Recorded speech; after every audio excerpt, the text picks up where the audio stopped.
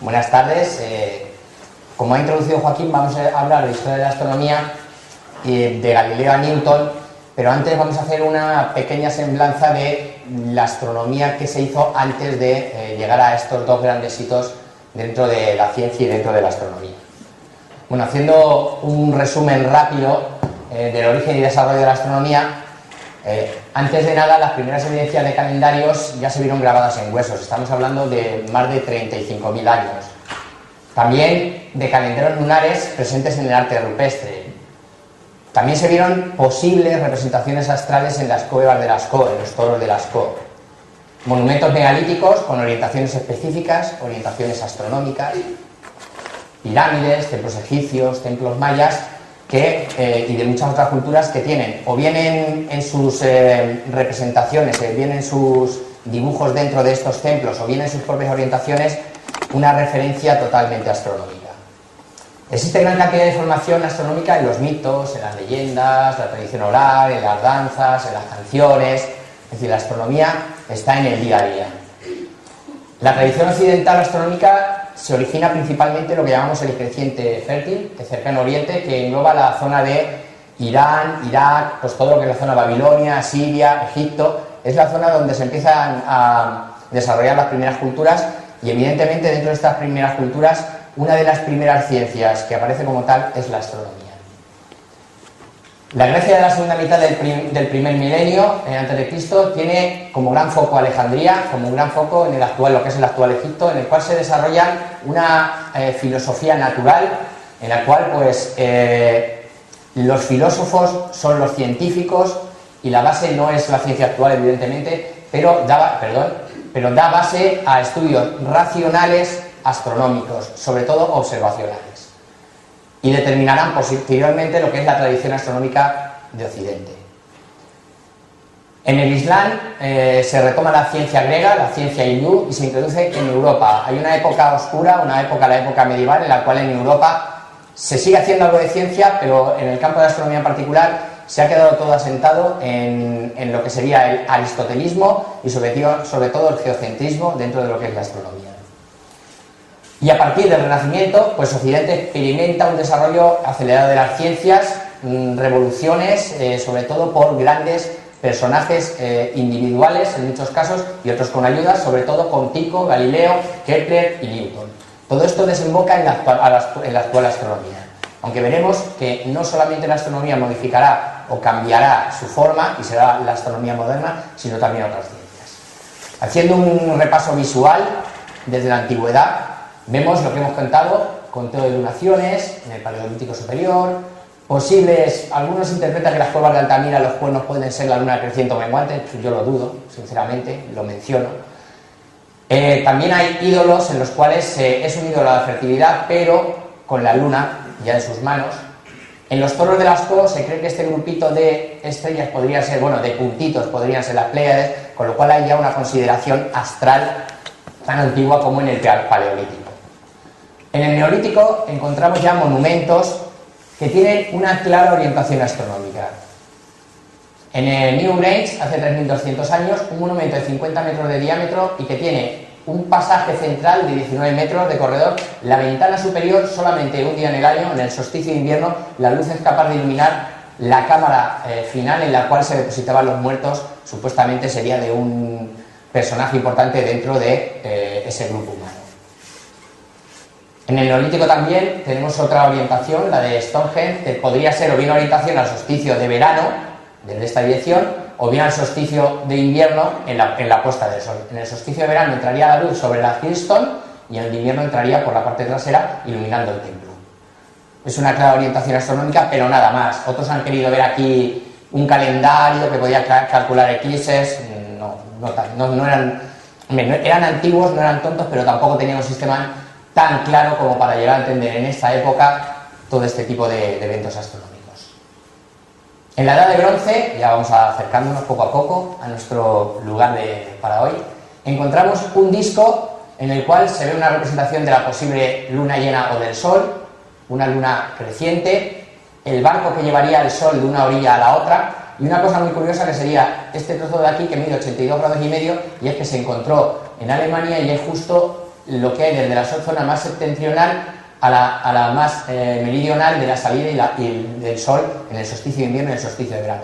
Es un poco casual, pero bueno, es otro elemento astronómico. Como veis, la astronomía que se está haciendo, de momento, nada, es observacional y tomar detalles y no aporta nada. El creciente fértil es donde ya se desarrolla entre el cuarto y tercer milenio antes de nuestra era, es decir, hace unos 6.000 o 5.000 años, se desarrolla ya la escritura y paralelamente y muy cerca de ese mismo momento ya se encuentran las primeras tablas astronómicas. O sea, se puede decir que es el nacimiento de la astronomía. La astronomía nace en el creciente fértil. Se inventa el sistema sexagesimal, los primeros calendarios, se le da e identifica los planetas, ya tiene su nombre, se da cuenta que hay una zona prioritaria del cielo por la cual se mueven estos planetas, el zodíaco, y se hace el primer mapa completo de constelaciones. Al finales del siglo V aparece también paralelamente la astrología. Han ido juntas astronomía y astrología hasta el siglo XIX aproximadamente. La astrología lo que se pretendía era entender los cielos y plasmarlo en la Tierra, el estudio de los cielos, plasmarlo en la Tierra, para ver cómo podía ser que lo que ocurría arriba, en lo celestial, en lo divino, a ver de qué manera influía en lo humano. Ellos mismos, los babilonios, nos separaron lo astrológico del astronómico y hacían tablas totalmente diferentes, porque tenían muy claro lo que era ciencia y lo que era interpretación. Seguimos avanzando y aquí, también en Babilonia, podemos ver la primera representación de las divinidades astrales. Tenemos aquí la Luna, tenemos aquí posiblemente Venus y tenemos aquí el Sol. Bueno, más abajo tendríamos Júpiter, que sería uno de estos tres, no sé cuál, pero bueno, tendríamos a Júpiter y tendríamos a Enlil y Ea, que son solsticio de verano y de invierno, o bien también interpretarlos como Venus en sus dos facetas. Venus como lucero del alba o lucero vespertino. En Egipto, las pirámides tienen una alineación norte-sur, para lo cual se utilizaba lo que era el rito de la cuerda, utilizando dos estrellas de referencia como eran Pegda y Negret, de la Osa Mayor. En el Valle de los Reyes se encuentra el más antiguo techo astronómico encontrado hasta ahora, en el cual aparece un calendario dividido en 36 decanos, de 10 días cada decano, un calendario de 360 días, y algunos interpretan que incluso podría ser un calendario que ya tendría los bisiestos, pero no está comprobado todavía. También encontramos otras tumbas, como la de Seti I, en la cual ya aparecen dibujos de constelaciones que para nosotros son familiares, como esta de aquí, la constelación de Leo, y que ha perdurado. La cultura griega, con Claudio Ptolomeo y otros, no voy a mencionar más, voy a mencionar solo a Ptolomeo, porque él fue el que asentó la base más completa del movimiento de la teoría o la hipótesis geocéntrica del cosmos de ese momento. No vamos a nombrar ni a Hiparco, ni a Aristóteles, ni Platón, ni a Anaximandro, porque en este caso nos interesa llegar a los dos personajes principales. Bueno, pues este universo que asentó Ptolomeo, en el cual, según los aristotélicos, la Tierra está en el centro de este universo, la Tierra no se mueve para nada. Los demás planetas conocidos, Luna, Mercurio, Venus, Sol, Marte, Júpiter y Saturno, tienen que moverse en esferas perfectas y orbitar todas ellas alrededor de nuestro planeta. Y en última instancia hay una gran esfera que se llama la esfera de las estrellas, que es la octava esfera. Bueno, pues Ptolomeo y otros grandes filósofos de la época se dieron cuenta que la órbita de los planetas hacía movimientos que parecía que se paraba en su órbita, volvía sobre sí misma y reiniciaba su camino, lo que llamamos bucles. Claro, con este sistema de órbitas perfectas, si querías hacer una aproximación o una previsión de dónde van a estar los planetas en otro momento, era imposible. Con lo cual tuvo que inventar un sistema de otros círculos, sin salirse de esa perfección, que estaban desplazados del eje central de la esfera en la cual se movían, a través de una serie de epiciclos, de puntos secuantes, de deferentes, de unas complejidades matemáticas para poder explicar esos movimientos que describían los planetas. Una aproximación suficientemente buena como para que se considerara que el geocentrismo era una buena explicación del cosmos de la época. Pero una explicación que vino muy bien, sobre todo a los aristotélicos, y vino muy bien posteriormente pues, al sistema principal religioso, en el cual el estar en el centro de la Tierra y sobre todo tener un ser supremo que le había colocado, hacía que esto le supusiera un apoyo un poco más a lo que había escrito en las propias escrituras. Con lo cual se mantuvo y hubo que esperar hasta el siglo XVI para que esto cambiara. Bueno, y aquí le vamos a dar un pequeño salto importante, vamos a quitar zona entre medias y vamos a llegar a los árabes. Hubo una época en la cual Europa entra en una época más bien oscura, en la que no hay aparentes avances significativos, en astronomía en particular, y que los árabes, sobre todo en la flor del Al-Ándalus, hacen que la reentrada de la ciencia babilónica, de la ciencia griega, la hacen reentrar poco a poco en Europa.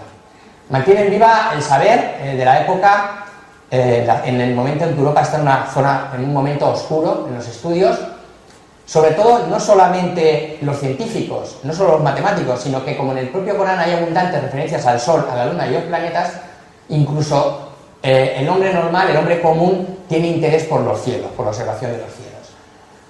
Aparecen los primeros observatorios públicos y también privados dentro del mundo árabe. La astrología se considera también ciencia y no hay soberano que no tenga astrólogo, que además las decisiones del astrólogo son tomadas al pie de la letra para tomar decisiones de Estado. O sea, el peso del estudio de los cielos es tan relevante como que los propios reyes de la época tomaban, bueno, en este caso los sultanes, son los que tomaban decisiones en muchos casos totalmente refrendadas por estos astrólogos.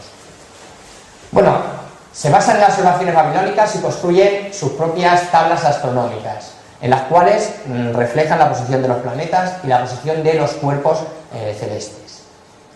Bueno, estas observaciones hacen que resurja una astronomía basada en la matemática y que hace que pues, se practique sobre todo en algunas escuelas como la de Málaga en Persia y que entra en España, ahora veremos en España que tiene un gran momento también a través de la escuela de traductores, sobre todo en Toledo.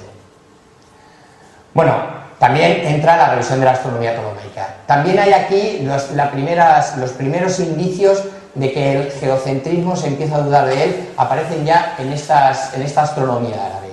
Ya hay algunos datos en los cuales algunos de estos grandes estudiosos, matemáticos, astrónomos árabes, dudan de la veracidad de este sistema cosmológico. Bueno, las aportaciones astronómicas árabes nos llegan sobre todo hasta finales del siglo XV. Entran elementos para medir con más precisión la posición de los objetos celestes, astrolabios, cuadrantes, brújulas, es decir, se empiezan a hacer una tecnología para el estudio con más precisión de la posición de los astros y nos podemos fijar principalmente en tres astrónomos de los cuales vivieron posteriormente grandes científicos que todos habéis oído hablar, occidentales, como son Copérnico, Tycho Brahe, Kepler, Galileo y Newton, y estos astrónomos árabes fueron Al-Fajarni, Al-Zarqali y Al-Batani.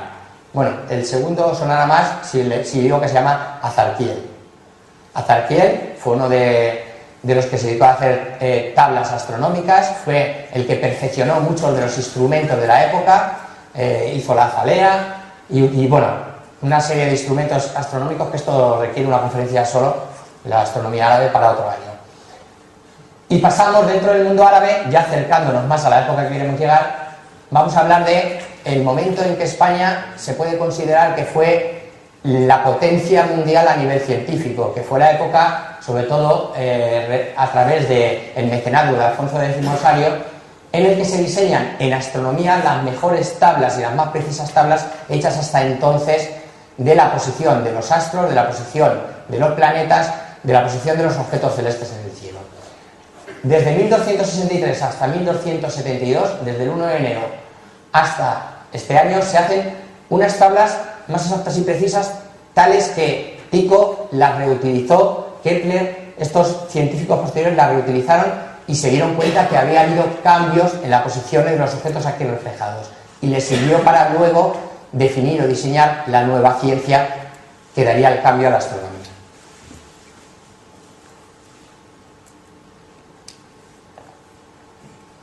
llegamos a un pequeño hito dentro de todos estos años que ha habido, que es el primer científico que publica realmente una teoría, una hipótesis de cosmología diferente a la ptolomaica, a la aristotélica, geocéntrica. Estamos hablando de Nicolás Copérnico. En su obra más importante, De Revolutionibus Orbium Coelestium, sobre el movimiento celeste, de las esferas celestes, se atreve a desplazar la Tierra de su centro y situarla al Sol. Lo hizo básicamente por una hipótesis en la cual esto le ayudaba a la hora de calcular la posición de los planetas con mayor precisión sin tener que utilizar tantos artilugios. Utilizando una matemática mucho más simple, era capaz de calcular o prever la posición que iban a ocupar los objetos celestes a largo plazo. Con lo cual, con un sencillo desplazamiento de separar la Tierra y poner el Sol en el centro, hizo una hipótesis que no pudo refrendar con herramientas visuales, experimentales o de forma científica. Fue una hipótesis, la utilizó y vio que los cálculos que hacían eran más coherentes que situar a la Tierra en el centro. Con lo cual, la publicó, fue el momento, se puede decir que fue la pequeña llama que despertó al resto de científicos que posteriormente sí que fueron capaces de refrendar esta nueva cosmología, esta nueva en que la Tierra deja de ser el centro del universo. Aunque es el Sol, que sigue teniendo sus esferas. Copérnico no fue capaz tampoco de salirse de esas perfecciones de que tenía que estar en esferas cada uno de estos objetos. O sea, dio un pequeño salto, pero no dio un gran salto. No fue un gran revolucionario, pero sí que fue el que encendió la mecha de la revolución.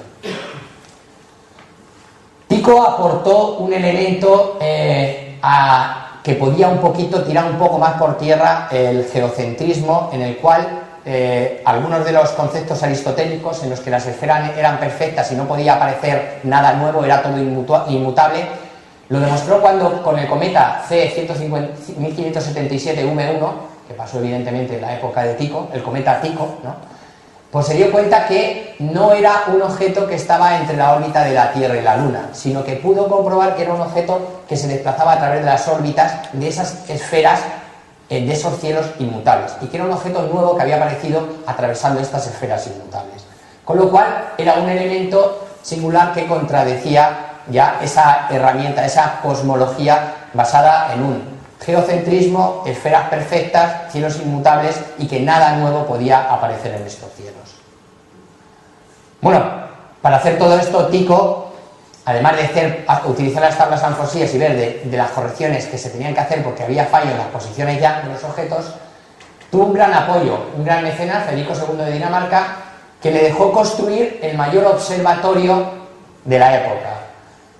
Lo llamó Uraniborg, Castillo de Urania. Urania, sabéis que es la musa de la astronomía, y en él construyó gigantescos cuadrantes, gigantescos astrolabios, es decir, enormes instrumentos astronómicos para medir con precisión, con una precisión que hubo que esperar varios siglos a perfeccionar los instrumentos ópticos para llegar a la perfección que consiguió en este momento Tycho. Pero Tycho, con todos estos instrumentos que tenía, que podía haber tenido la gran oportunidad de haber dado un salto más en la astronomía, ni siquiera dio el salto de salir del geocentrismo total y saltar al heliocentrismo total, sino que generó su propio sistema cosmológico. No se atrevió a quitar totalmente a la Tierra del centro del universo, sí que lo que hizo es que alrededor del Sol giraban todos los planetas, pero el propio Sol, en vez de que la Tierra gira a su alrededor, era el Sol el que giraba. En apariencia el sistema funcionaba igual, pero fue una mezcla. Este sistema es un geoheliocentrismo, una mezcla que utilizó, y tampoco pudo salir de esas esferas perfectas. Bueno, aquí lo tenéis con el dibujo que hizo él, y aquí lo tendríamos otra interpretación un poquito más visual. Bueno, Tycho cogió como trabajador suyo inicialmente, como un colaborador suyo más bien, en sus trabajos continuos, metódicos de observación de los cielos, cogió a Kepler.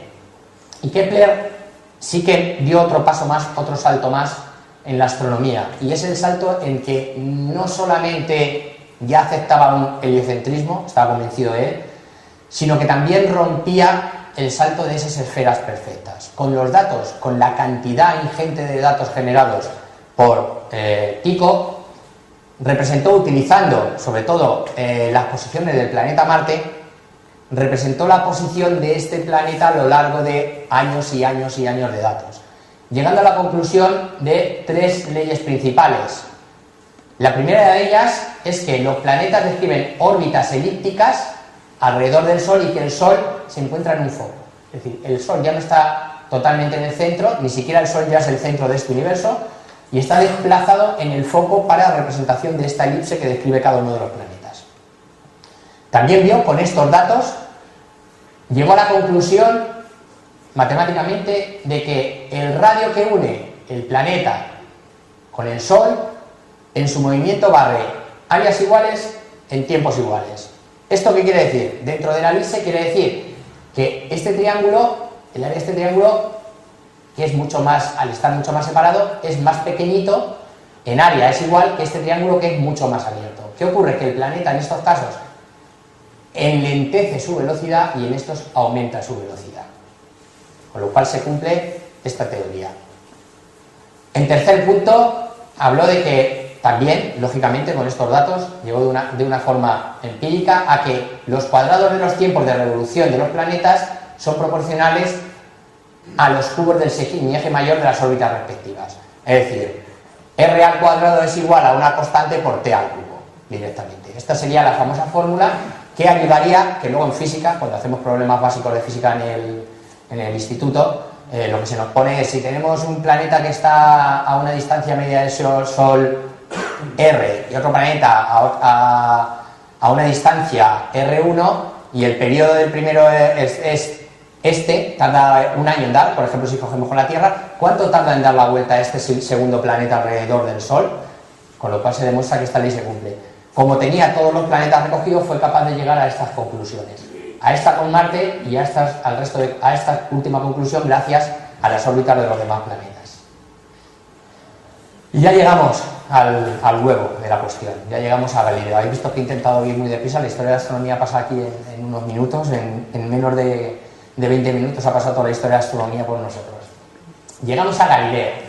Galileo fue astrónomo, filósofo, matemático, físico, fue lo que podemos llamar un renacentista, un hombre del Renacimiento en toda regla.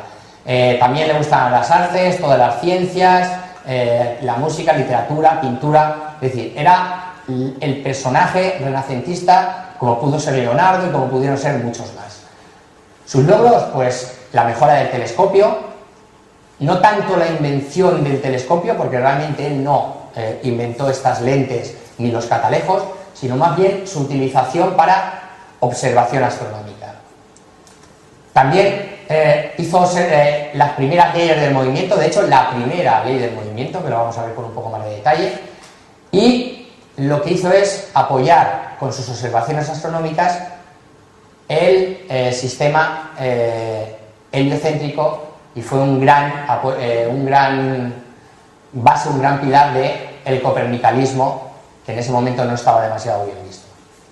Se considera el padre de la astronomía, el padre de la física y el padre de la ciencia moderna.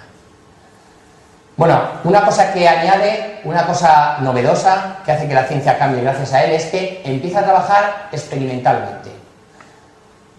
Experimentalmente porque él entiende que la mejor manera de comprender el mundo es repitiendo en condiciones lo más óptimas posibles los eventos físicos que pasan y explicarlos con la herramienta de la matemática. Todo el mundo, o sea, los movimientos pueden ser explicados gracias a la matemática, y eso solamente se puede hacer con la experiencia, con la experimentación, no con la filosofía o simplemente con la dialéctica, que era la que se estaba utilizando sobre todo. Es un gran confrontador con los pensamientos aristotélicos racionales. Y claro, todo esto le llevó a un gran enfrentamiento, en particular con la Inquisición y con la Iglesia Católica Romana, que es uno de los ejemplos de conflicto entre religión y ciencia dentro de la sociedad occidental de la época. Vamos a hacer un breve paseo por la biografía de Galileo. Nació en Pisa el 15 de febrero de 1564, su padre era músico, En 1581 ingresa en la Universidad de Pisa como estudiante de medicina, no terminó medicina, pero sí que tenía grandes cualidades con las matemáticas, que las fue desarrollando por su parte, lo que le llevó a 1589 ser contratado como profesor de matemáticas en el estudio de Pisa.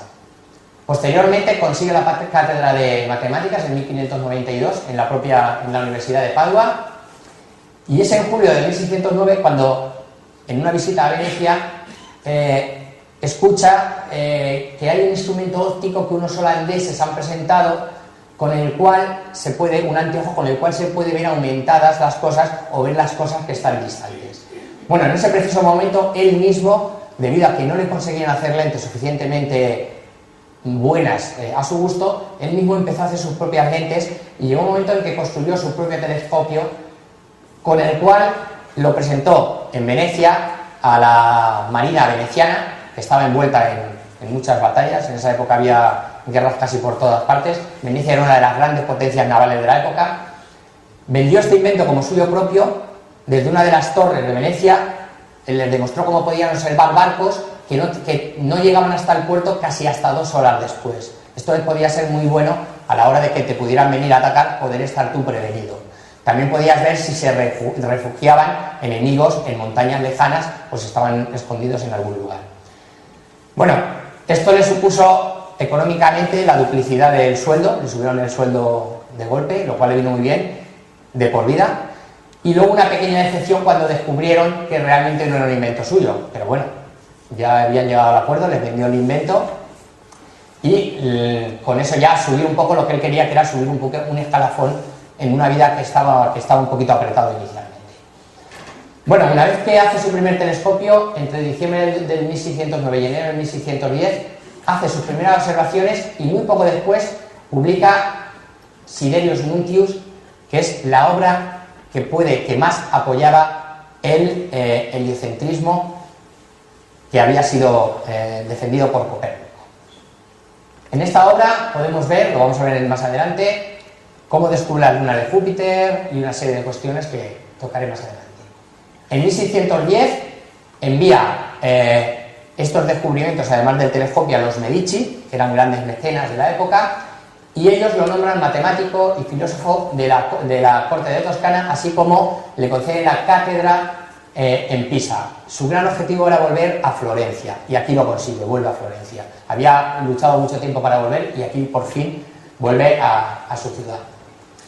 En 1613 publica un libro en el cual demuestra que las manchas solares que él veía con su telescopio realmente eran del propio Sol, y no, como decía otra Scheiner, que era un sacerdote que también hizo su propio telescopio, que eran simplemente para mantener el sistema aristotélico, que eran unos pequeños satélites que iban orbitando alrededor del Sol, con lo cual simplemente eran objetos que también estaban en esferas perfectas orbitando alrededor de nuestro astro rey. Bueno, pues demostró en este libro, con una observación minuciosa del Sol que iba representando día a día. En este libro, de hecho, hay fotos que si vas pasando, parece igual que en los dibujitos, cómo se van desplazando las manchas y cómo la mancha se genera en el Sol, va creciendo y va desapareciendo. Lo demuestra en este libro con un metódico estudio del seguimiento del Sol. El 23 de febrero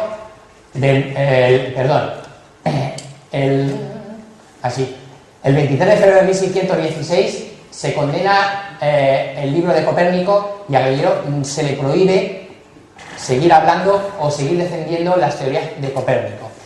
Bueno, parte de culpa se lo tenemos que echar al propio Galileo. En 1615 pidió audiencia en Roma para demostrar, con su descubrimiento del telescopio, con el descubrimiento de las lunas alrededor de Júpiter y otra serie de elementos, les quiso demostrar que podía científicamente ponerles a gente que era muy racional, ponerles las nociones básicas para que ellos vieran que estaban equivocados y que la Tierra no era el centro, que era el Sol, y que el sistema de Copérnico era el correcto. Bueno, pues esto llevó a que se acelerara el proceso para coger y prohibir el libro de Copérnico. O sea, fue contraproducente en este caso. Y a él mismo le prohibieron que siguiera hablando del sistema heliocéntrico como un sistema del mundo. Unos años más tarde volvió a pedir audiencia, 9 años después, volvió nuevamente, Porque el nuevo Papa, Urbano VIII, era amigo suyo, era también florentino, tenían una gran relación, lo recibió y posteriormente le dejó que publicara en el 1632 el diálogo sobre las dos máximas sistemas del mundo, el ptolomaico y copernicano. Eso sí, con una condición, que no diera aportaciones, sino que simplemente fuera un discurso de una hipotética forma de explicar de otra manera el sistema del mundo. El 12 de abril, o sea, poco tiempo después, en 1633, la Inquisición lo llama y la sentencia, casi un año después de haber sido llamado, le hace que se tenga que quedar preso, pero tuvo que agachar un poco la cabeza, tuvo que rendirse y retractarse para que cogieran la pena, se la bajaran, no estuviera preso en las prisiones de la Inquisición, sino que pudiera cumplir la condena en su propia casa. Parte de la culpa fue que en el diálogo uno de los personajes principales que hablaba defendía exactamente, además el que quedaba como el más tonto de la película, defendía exactamente los mismos argumentos que estaba defendiendo el Papa para defender el geocentrismo. Con lo cual, pues bueno, su propio amigo recibió una torta y se la devolvieron aquí, la torta que había dado. En 1638 publica el discurso y la demostración matemática de la nueva ciencia, en torno a la nueva ciencia. Hay que decir también que esta puede ser, bueno, es de hecho la obra realmente más relevante que hizo Galileo en su vida, en la cual se da un cambio radical a la ciencia, es en el cual se hace la primera, donde se explica realmente la caída de los graves, donde se explica el movimiento del disparo del cañón. Es decir, la gran obra de Galileo en realidad está en el Discorsi. Y es gracias a su encerramiento en el que recupera las investigaciones que había hecho al principio, hacia 1604 en adelante, experimentales, pues las recupera, las ordena y las publica en esta, la mayor obra científica revolucionaria del momento. Bueno, y muere entre el 8 y el 9 de enero de 1642 en Archete. Curiosamente, el mismo año que otro gran genio nace en Inglaterra, Newton, en el 1642.